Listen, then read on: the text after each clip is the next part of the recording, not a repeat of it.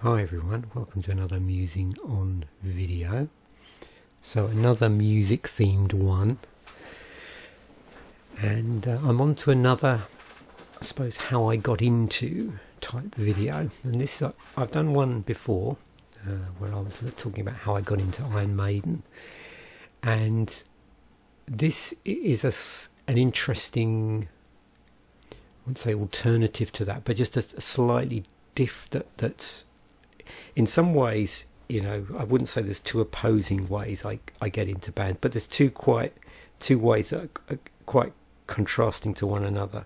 There's a sort of real-time discovery where, you know, in the case of Iron Maiden, I was pretty much in step with, you know, the early singles. Okay, I didn't necessarily buy the first album exactly when it came out, but I was already sort of listening a lot and listening to stuff off the Friday Rock Show.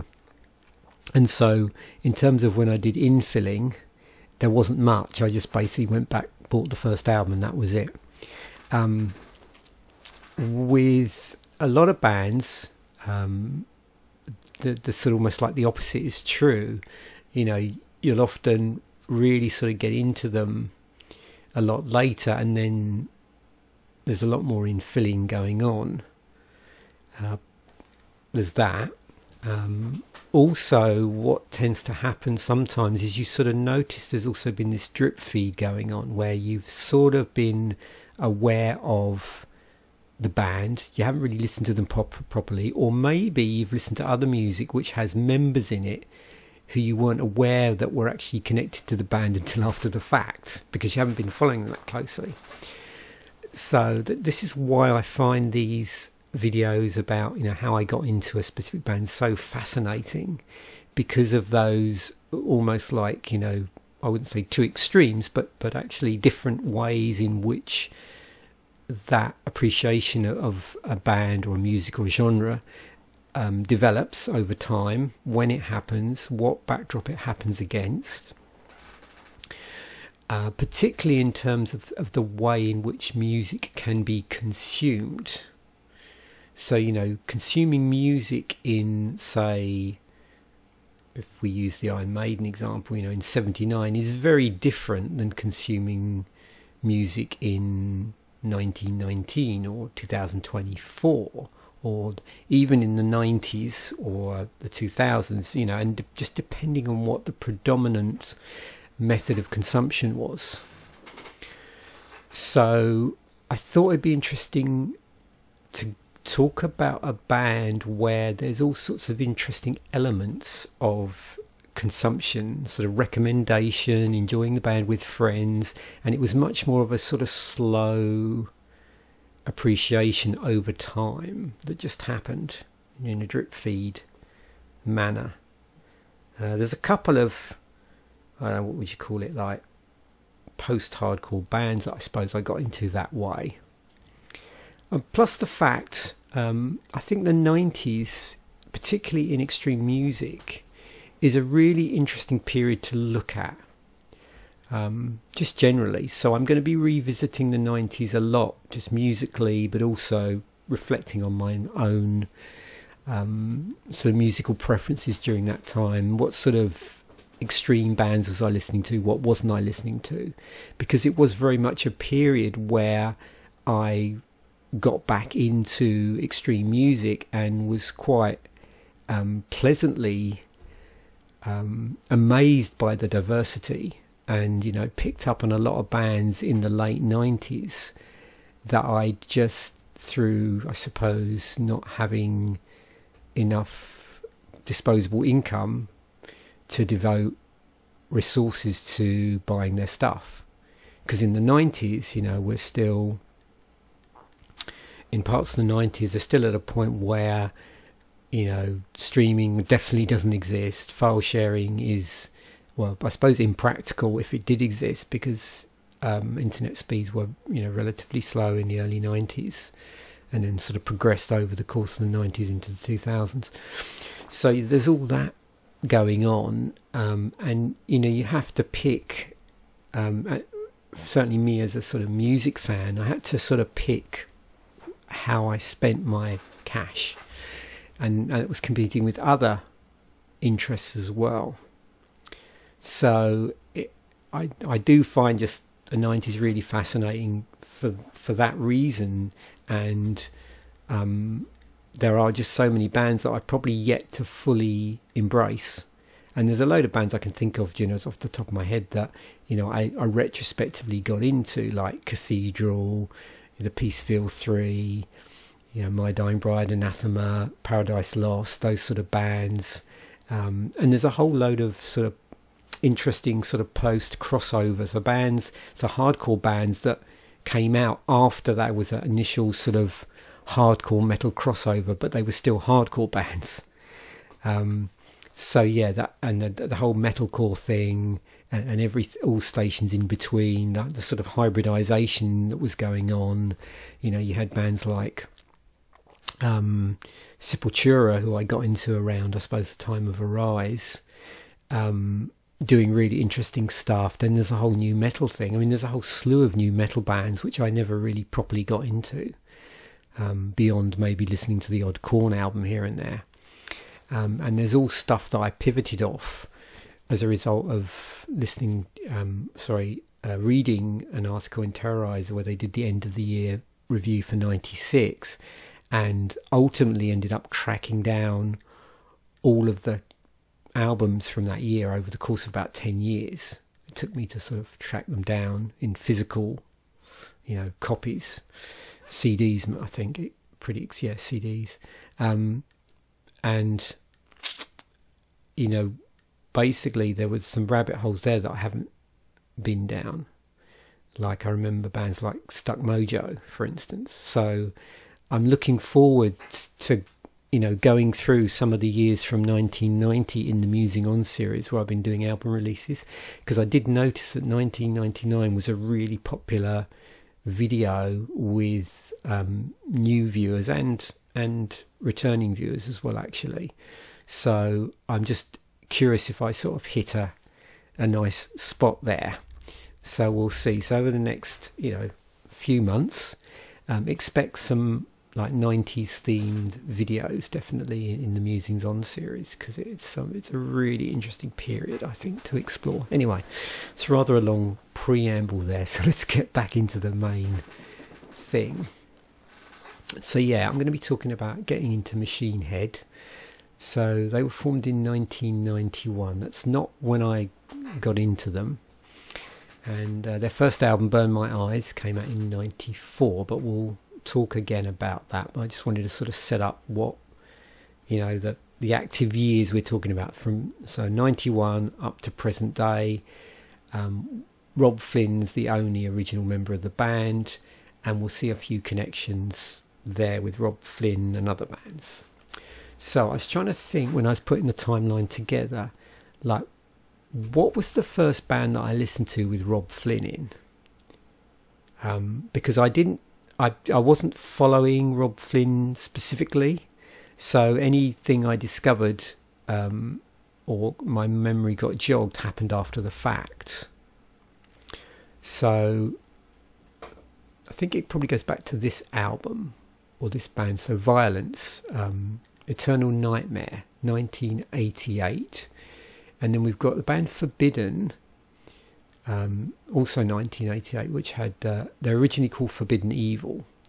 So, yeah, so Eternal Nightmare by Violence.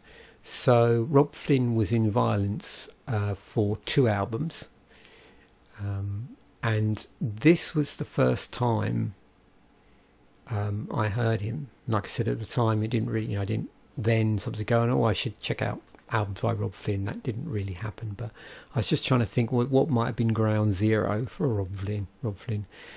And this I basically listened to as a result of my middle brother. He had started buying CDs fairly early on, a lot earlier than I did. And at that point, my main, I suppose, method of consumption of music was cassettes, because I had a car and I had a cassette player in my car, so that was the most logical thing to do. But yeah, I remember he would go over on, it would be a Saturday, I suppose, and buy,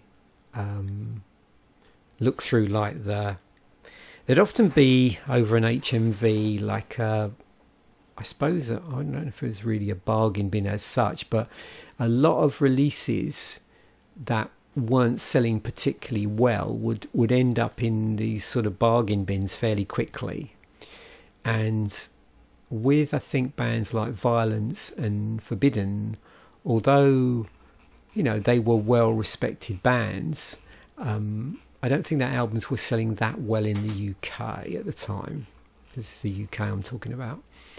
And so, and you know, we're in an era of what we, I suppose, you might consider to be called retrospectively like second wave thrash. So you had, you know, the whole Bay Area scene, you know, bands like, and you know, all these thrash bands. What do they call, like the, you know, the big four? So you've got Metallica, Megadeth, Slayer, Anthrax. They're really early stuff. And then you've got other bands rising up through the ranks, but they're peaking a little bit later. So I think I'm right in that this band is a Bay Area thrash metal band, and I think they were actually signed to a major label. Was it this album? Maybe I'm getting confused with the other band, but certainly, you know, I suppose the peak of when these albums start coming out, it's probably at a sort of peak, and then we're getting the fall into 89, 90, when you're starting to see a lot of, or it's already happening, I suppose, like death metal bands getting popular. So I don't know if the term late to the party is quite correct here, but I think you get the idea here. So yeah, we got like first wave 84 to 86, second wave 87 to 89. So 87's when Among the Living came out. So yeah, it's still there, but you almost feel that, you know, there's these other bands that are really having their sort of first album out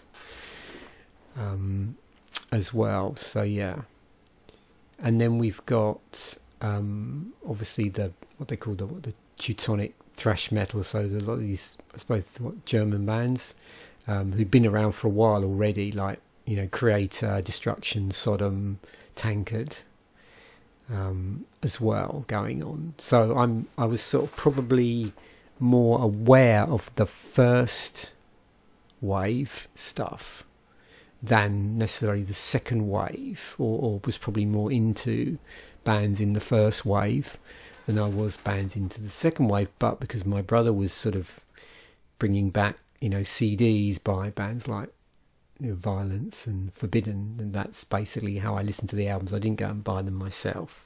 So, and then alongside that, you know, it's quite useful, you know, if you want trying to put it on a timeline. So Crossover comes out in 87, which is the third album by DRI. Four of a Kind, 88. So I was big into DRI at that point, and Thrash Zone, 89, another crossover thing.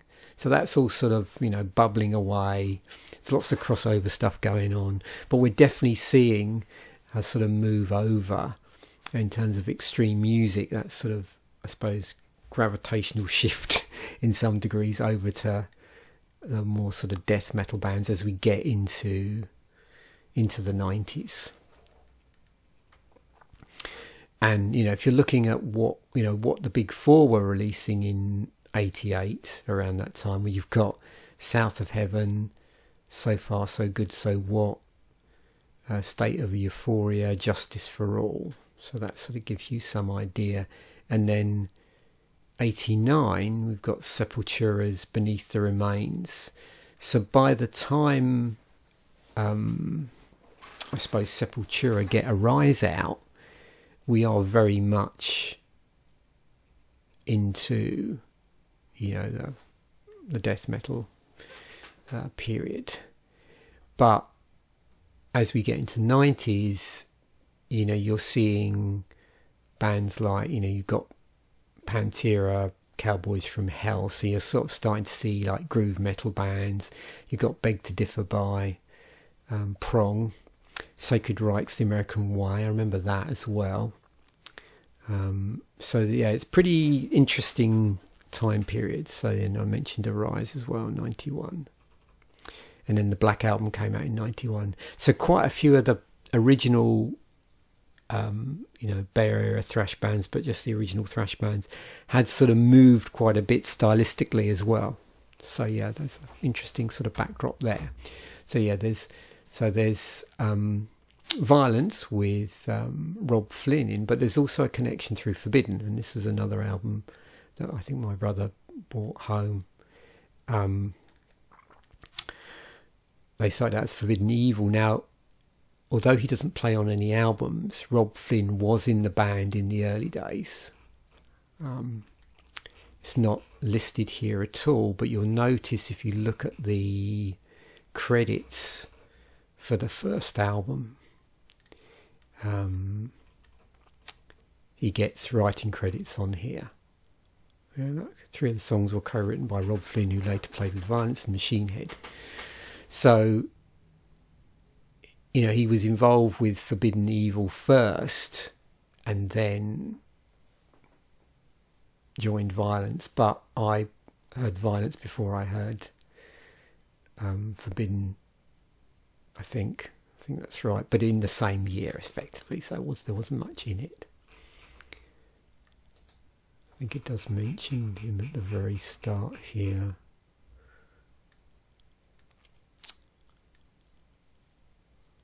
Yeah.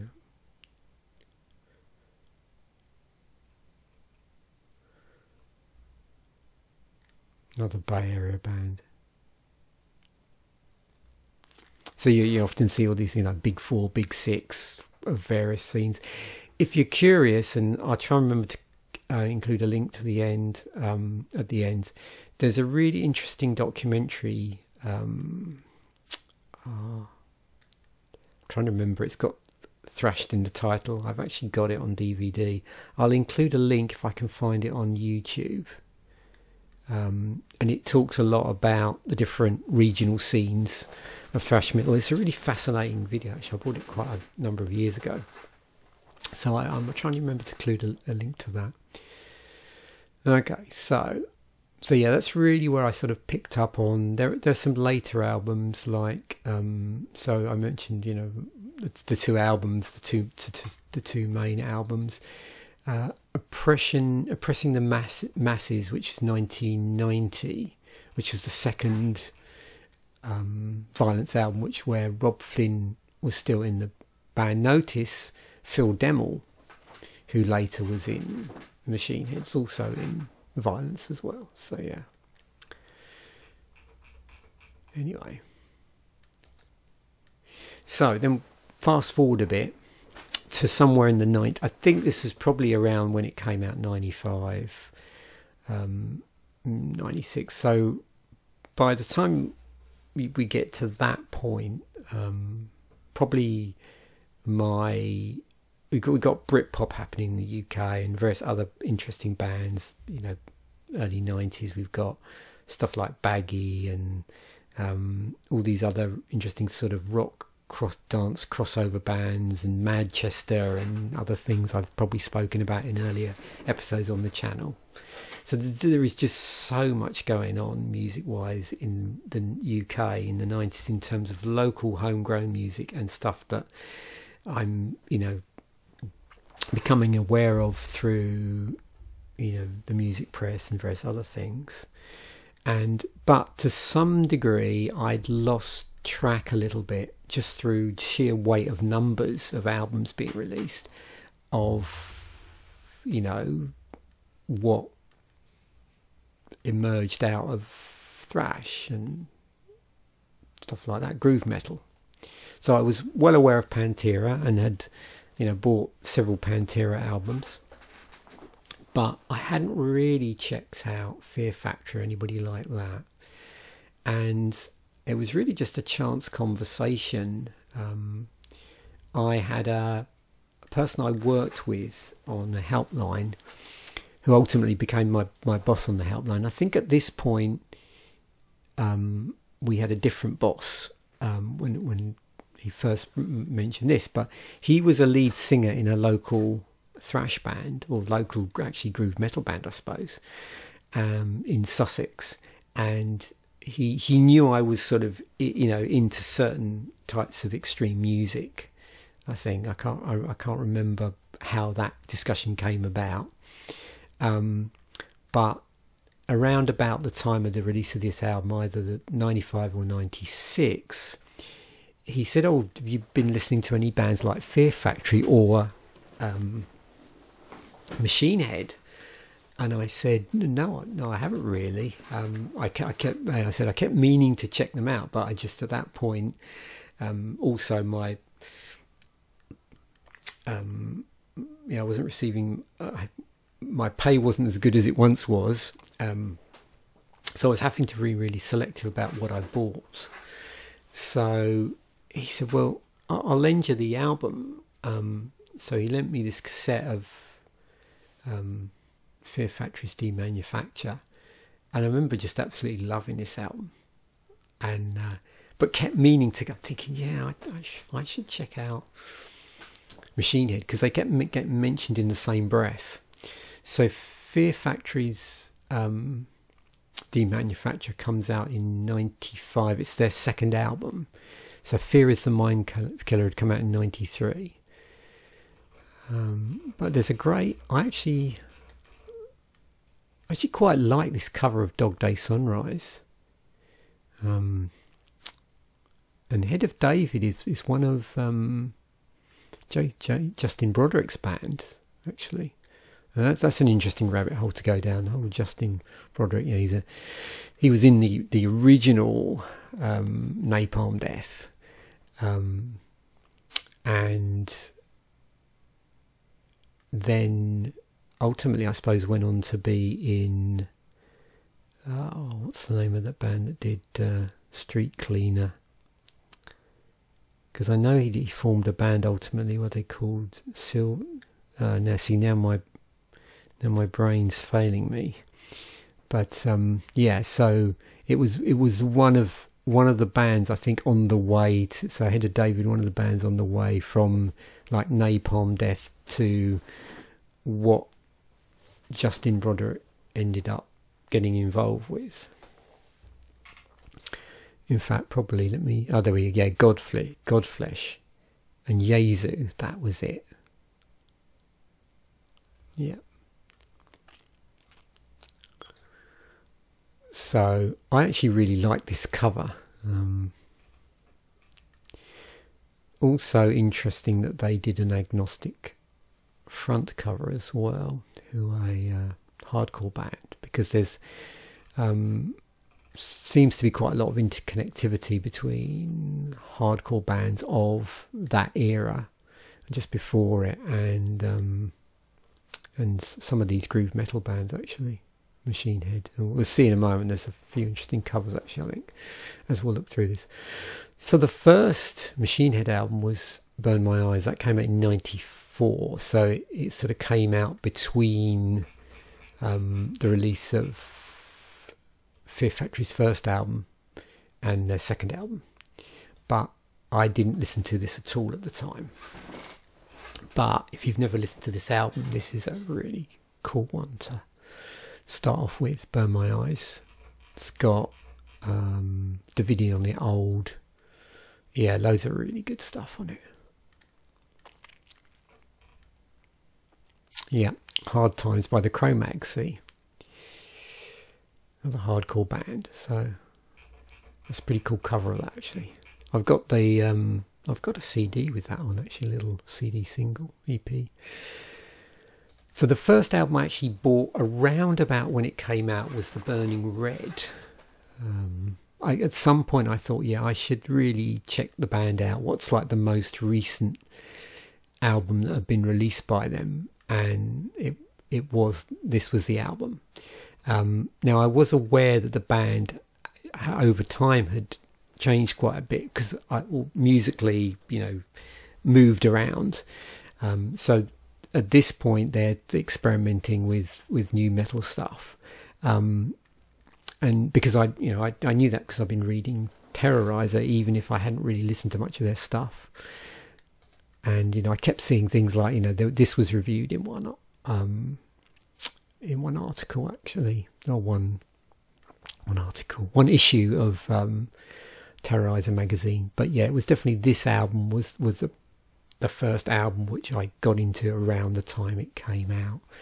Now I think it caused, even though it says it's like the second best-selling album in the US, but because it was this departure from the groove metal style, they got backlash from fans. But I actually quite like the album, and I do really like the Message in a Bottle cover, actually. Yeah, but I can sort of see why people might not like it, particularly like hardcore fans that have been into the first couple of albums. But yeah, it's not my. I'll come on to what my favourite album by them is in a moment. So yeah, got into this, but again, it didn't lock me in, for want of a better word. I think you probably get an idea when I did the. And this is a happy accident, actually. I don't even know if I mentioned this band when I did the 1999 Musing On album releases episode, because I was talking about Black Sails in the Sunset by FI, I think, for that one as my starting point. But yeah, it was like competing for my attention with other bands were competing with Machine Head for my attention. So it really wasn't, I suppose, until The Blackening. So what had happened was, I had one of these sort of, I suppose, like happy accidents or things that just, around the time when this came out, 2007, the sort of, what's the word, the things were aligning interestingly in my life. And a lot of really interesting things were happening simultaneously. I'd met a couple of new friends. I'd started using Mog, which is this online blogging platform, which then resulted me in ultimately ending up meeting my future wife. It was just after it was a while after I'd been involved in, I think, that course about film studies that I mentioned in my 6 Interesting Films Musing On episode. So you can see there's overlaps in these episodes of stuff. And I suppose what happened was that I had an influx of lots of new people I'd met, lots of friends. My business was doing really well, and I was making lots of really interesting connections business-wise. But then what had happened was, as a result of me responding to an ad in Terrorizer magazine, I'd met a really interesting new friend to go to gigs again with, start going to gigs. So on the way to one gig in Brighton, they said to me, the new Machine Head album has come out, The Blackening, which they just bought. Do you fancy listening to it on the way down? So I said, yeah, stick it on. So we listened to this, the Blackening album on the way down. And then somewhere in the course of us going to gigs, I think it came up that, they're playing this tour called, what was it, The Black Crusade, at Brixton Academy in November of, that would have been 2007. So it was Machine Head support, headlining, Trivium, Dragon Force, Arch Enemy, Shadows Fall. And so yeah, we went up. It was actually 2 nights in Brixton. I don't know which night we went to, whether it was the Saturday or the Sunday. because I remember having to sort of drive, pick my friend up, and go up to a certain railway station somewhere, I'm trying to remember where it was, take the train up to Brixton, come out of the venue, take the last train back from Brixton back to wherever we left the car, and then drive them back home again. So it's quite a long, drawn out event, but it was worth it.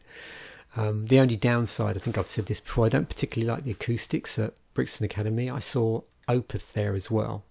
The other thing, if you ever find yourself going to a Brixton Academy gig and you've never been before, make sure you want to see one of the earlier bands, make sure you go early and queue early, because the queues start pretty early on, and it is quite difficult for us where we were coming either from work or somewhere else. So I can't remember that day whether we were able to get up there fairly quickly, but I remember, I think on this occasion we did quite well and got to see part of the Shadows full set. But I remember standing outside getting in, and we could hear them, they'd started up. But we definitely saw all of Arch Enemy, all of Dragon Force, all of Trivium, and of course all of Machine Head. But yeah, that was a really cool gig. So that was the first time and only time I'm pretty sure I've seen them. I think there was an opportunity to see them in later on, 2000. Yeah, it may have come up in Nova Scotia, but the gig got cancelled, and when it was rescheduled, there was a different lineup. I think the gig originally may have been, when they played in Halifax, was going to be Slayer, Megadeth, and Machine Head, possibly, I think. But it got postponed because of, I think, was it Tom Arara had to have a back operation or something? So the gig in Halifax got postponed, and when it was rescheduled, they couldn't make the schedule, so it ended up, I think, Testament played instead. I think that's right. Anyway, I digressed a bit, but that was a lot later. That was sort of 2009, 2010. But yeah, in 2007, I saw them headlining the Black Crusade. And then I sort of locked in. So what happened? There was a sort of succession of infilling, I suppose. Interesting enough, which featured a number of different things. One is I wanted to name check this place because this was really cool. I don't think did it ever reopen? No. So Beano's. I don't know if anybody watches this channel. Watches the channel regularly, is from the UK and is familiar with the what was Beano's. I don't know what's there currently in Croydon, but I was introduced to this record store sometime in the, I would say, late 80s, early 90s. Used to go up there with a group of friends I used to work with, and then later towards the end of its run in the 2000s. And really, yeah, around about this time, just before it closed up, I remember going up there with a different friend who I'd also met around the same time that I met the friend that I used to go to gigs with. And I'd met them through actually my business, going down and doing some work for them, and noticed they'd got similar music books and interests that I had. So yeah, we used to hang out and talk about music as well. So I said to them, they'd never been up to Beano, so we went up, like, I think a couple of times when it had slimmed down a bit, and I picked up like a 10-inch single of one of like a Machine Head 10-inch, and it's not close to hand, unfortunately. Let me. Oh, hang on. Which one is it? Oh, I do have old. Okay, that's cool. So I do have a numbered copy. Oh, there's the original thing on here. It's a shame I don't have a video cam. Yeah, I've got a picture disc of old. It was £10 at the time. Condition A, apparently. Yeah, limited numbered 10-inch picture disc. Okay. So that's got Old, A Nation on Fire, Real Lies, and old one as well. Demo version. Wow. Okay. Cool. Yeah, there were 2 copies of those at the store. So yeah, cool store. So yeah, so I was getting starting to get a little bit interested in maybe sort of collecting stuff again. I'd had a bit of an interest in that in the early 2000s with some sort of Judas Priest singles on vinyl, and then my interest got piqued a little bit again in the late 2000s. So I picked up this, which is a DVD, and watched this with quite a number of friends actually, that were interested in, some of them were either interested in the band or interested in just the format, because I found it was interesting how they'd taken a London concert from 2004, which funnily enough was at the Brixton Academy, so a bit earlier in their career. Doesn't have a track which we'll get onto in a moment, which is my favourite track. Doesn't have that on it. Oh no, it does actually. Okay. I'm getting muddled up here. Now this is one, yeah. So this has. Oh yeah, I know what I'm thinking of. Yeah, we'll go back the chronology, and I'll show you why I'm getting muddled up. No, so I did buy this, and yes, it does have Descend the Shades of Night on it. And I bought this after the fact, just after or around about the time of the Blackening. Like I said, when I was really getting interested in sort of, collecting some of their stuff.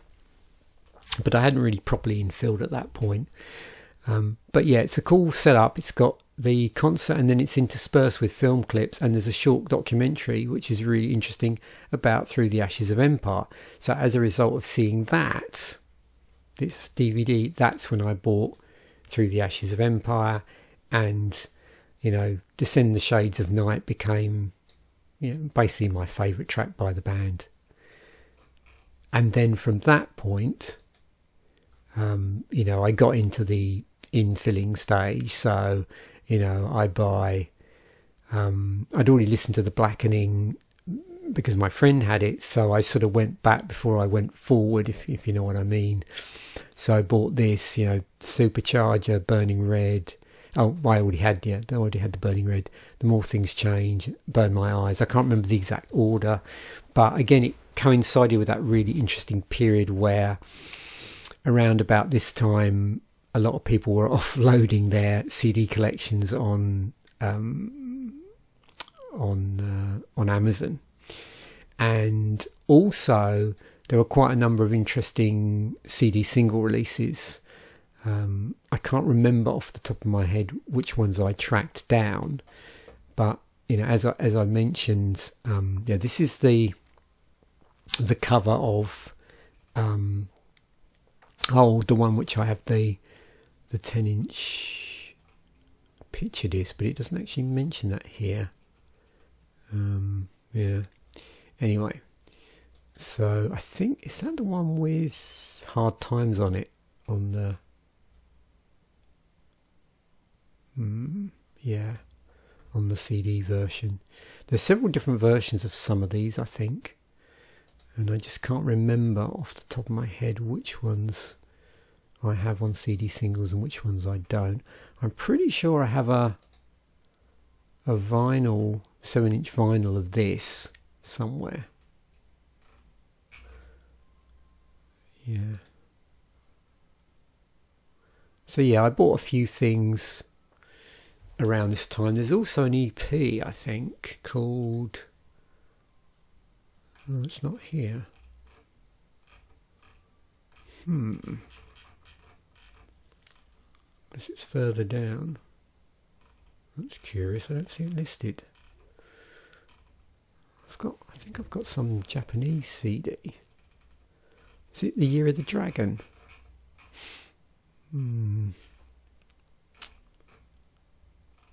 Interesting, I don't see that.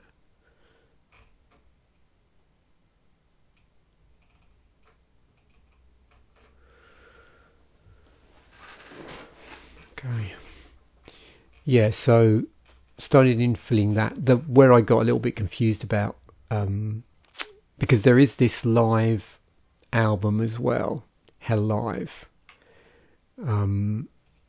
and this one doesn't have Descend the Shades of Night on it because it came out before that was released. So this came out before Through Ashes of Empires. Came out the same year but slightly before it. So that's where I sometimes get confused. So yeah, Elegies, which is the DVD that I bought around the time that I heard The Blackening and then got me into Through the Ashes of Empires. That one does have Descend the Shades of Night, which I've said is my favourite track. The last physical album I have, and it's on CD, is my wife bought me in 2014 a rather nice version of this, which comes out in this really like nice fold out, you call it like a large booklet form for this, Bloodstone and Diamonds. It may even be upstairs actually somewhere. I'm just looking on the shelf down here. I don't think I see it. I may have kept it upstairs with the DVDs actually. But yeah, this is the last sort of physical album by them I own. I don't own many of the live CDs, I don't think, apart from the aforementioned DVD. And I did miss out and didn't get, what's it called,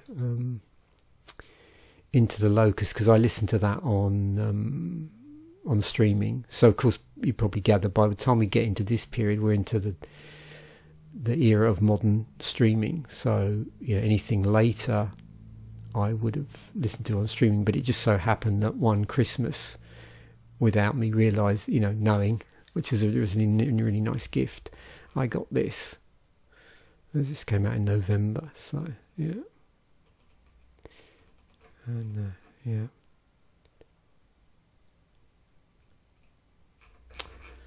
So yeah.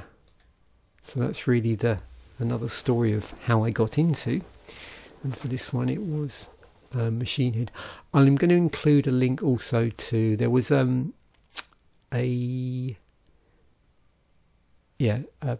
video from 2007 from Rock AM Ring where they play Descend the Shades of Night, and at the time,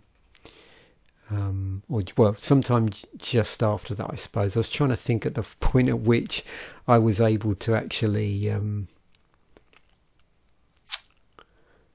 it would have been a bit later, wouldn't it, because there was, at that point I probably wouldn't have, 2007 I wouldn't quite been able to watch YouTube without it being a bit clunky. I'm trying to think when I actually started using broadband. Yeah, I'm not sure. And this wasn't posted this is 15 years ago. So we're 2024 now when this video is going out. So we're really 2009 when this was uploaded. So I probably didn't listen to it till 2009 or see it on video, but then I'd already watched it on this, or saw it at a different venue on YouTube.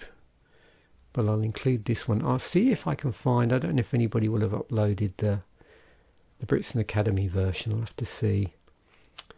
And I'll try and sort of link the best one, because there's several obviously versions of it at different venues. So hopefully that was really interesting. I did obviously very much enjoy that. It's interesting to go through, and in fact I could actually remember the background stories to all of this, which is part of the the impetus and the challenge of doing these. So thanks once again for watching. Bye for now, and I will catch you in a future video.